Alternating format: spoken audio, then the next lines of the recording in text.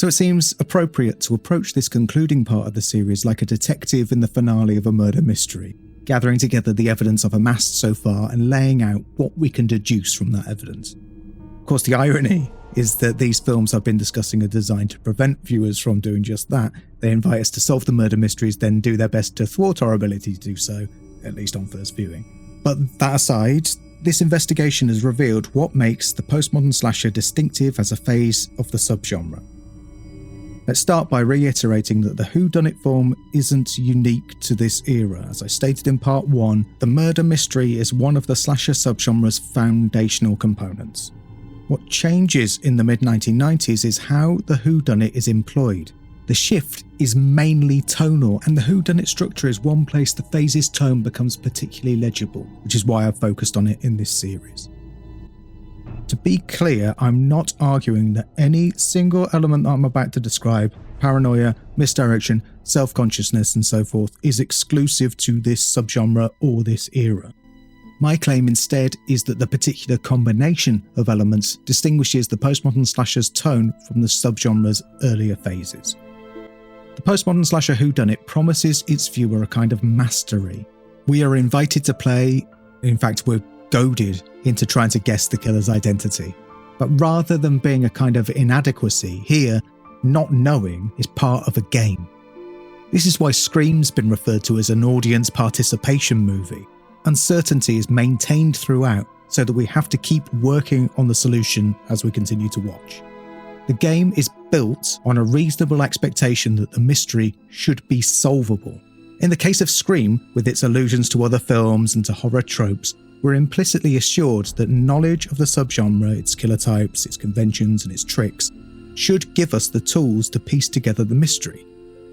In this way, the game makes the viewer a kind of co-author who can arrive at a solution through their own subgeneric competence.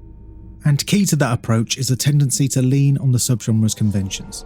They have to be firmly established before they can be played with or subverted.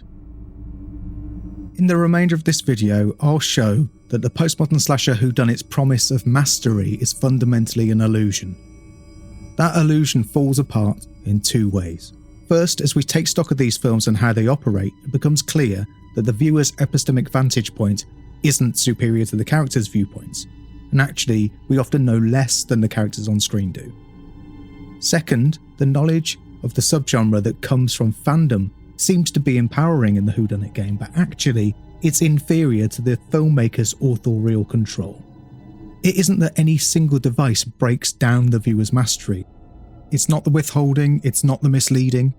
The breakdown comes from the manner in which these films use those devices, openly, knowingly, and making no secret that the filmmakers are goading us but then outplaying us.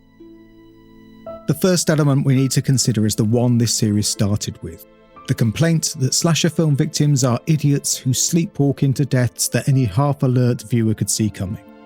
In part 1, I argued that this complaint rests on a confusion, mistaking what the critic knows, watching from the outside with other slasher films in mind, for what a character could possibly know from inside their own situation. Judged from within, the characters' choices are usually perfectly reasonable. But the more important half of that argument is one that's really about us, the viewers.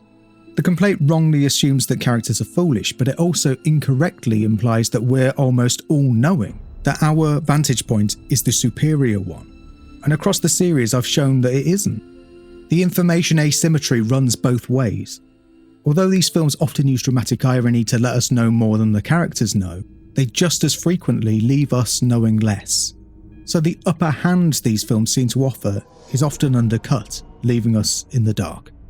Now, while that's true of any viewer, it applies even more directly to the fan viewer who might reasonably assume that knowledge of the subgenre will give them an advantage in solving the mystery. Postmodern slashers' reflexivity and intertextuality encourage slasher fans to feel like they're equipped to win the guessing game. That knowledge of the subgenre's conventions, its killer types and its recurring tricks should give us some mastery over the film. But because these whodunits are designed to disadvantage the viewer, they don't just withhold information, they systematically undercut the seeming advantage that fandom ought to provide. That erosion is a cumulative effect. It comes from the combination of tricks these films use. First, these films don't just withhold the killer's identity, all whodunits do that. They often withhold the information we'd need to make deductions. In those cases, the guessing game we've been invited to play is rigged against us. On top of that, these films are designed to actively misdirect us, even where they look like they're being straight with us, even where killers openly confess on screen. That openness seems like a trick. Third, misdirection frequently tips over into misinformation, presenting falsehoods rather than just omitting information. Fourth, these films turn subgeneric expertise into a liability. Identifying the subgenre's usual cues can skew our expectations in ways that can be undercut.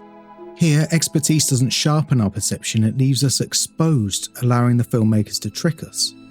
As I've shown in the clips of filmmakers talking about their choices, these operations aren't incidental, they're a deliberate part of the game's design. The underlying problem with this game is dramatised in another of my previous examples, Cry Wolf. As I noted in part 3, Owen and Dodger seem to invent the fiction of a campus killer together as equals in a shared game, but they aren't equals, and they never were. Dodger mapped out the entire scheme before the two of them had even met, and Owen's part in it is one that she'd scripted in advance. Owen's confidence is his undoing. He believes that he's got the wit and the knowledge to keep pace with Dodger, and he enjoys feeling like he's in on the game. Dodger exploits that belief, and her victory is only possible because he willingly goes along with her. The analogy is that the slasher fan is in an equivalent position to Owen. We are invited to co-author the mystery by playing the whodunit game, and we're prompted to use specialist knowledge to decode what's happening on screen. Postmodern slashers encourage fans to feel like they're partners in creating meaning. Meanwhile, the filmmaker, like Dodger, has authored the whole design in advance, and the game turns the partner's own confidence against them. The filmmaker holds every advantage that matters. They have complete knowledge of the mystery that the fan can only guess at, and they have total control over when and whether the mystery is resolved.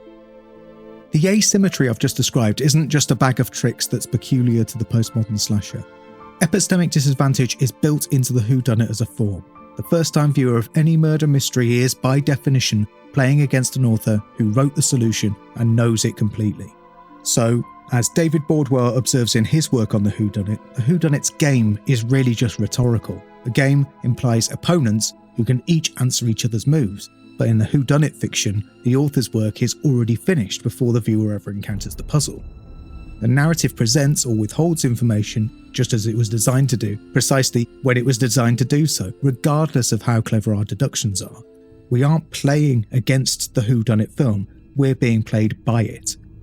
What sets the postmodern slasher apart from other whodunits isn't the stacked deck, but the two things it does with it.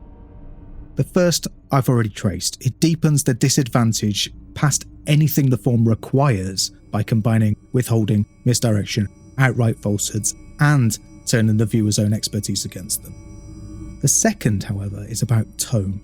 The classical whodunit tends to hide its machinery, presenting its solution as fair, deducible, and always already present, even if it isn't really, as per many Agatha Christie mysteries.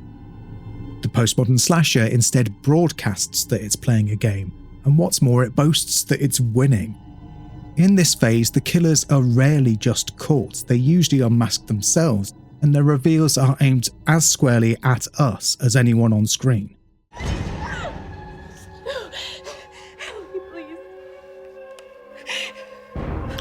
Surprise, Sydney. The postmodern slasher film doesn't hide that it's been toying with us, it announces it at the very moment it wins. That combination of deepening and openly parading the viewer's epistemic disadvantage exposes that the promise of participation is a fiction. So the postmodern slasher film encourages us to feel like we're playing, but the invitation to play is duplicitous, because the outcome is predetermined. The invitation is an ironic gesture, and that irony is the first major component of the phase's characteristic tone. The irony is apparent on the surface of these films. Withholding, misdirecting, misinforming are all flaunted. And that leads towards the second component, which is a non-committal quality. Irony works by holding incompatible meanings together without resolving them, and a form built on duplicity refuses to commit to a single definitive meaning. Because the tensions I've been mapping out are wrapped in a playful ironic register as part of a game, it's implied that they ultimately don't matter very much or don't need to be pinned down. The result is a film like Ripper that refuses to even pin down whether the killings happened at all. And we find that same ambiguity in several postmodern slasher films, including Urban Legend, as I've discussed in a separate video which I'll link to in the description. Another key tonal component that characterises the postmodern slasher is cynicism.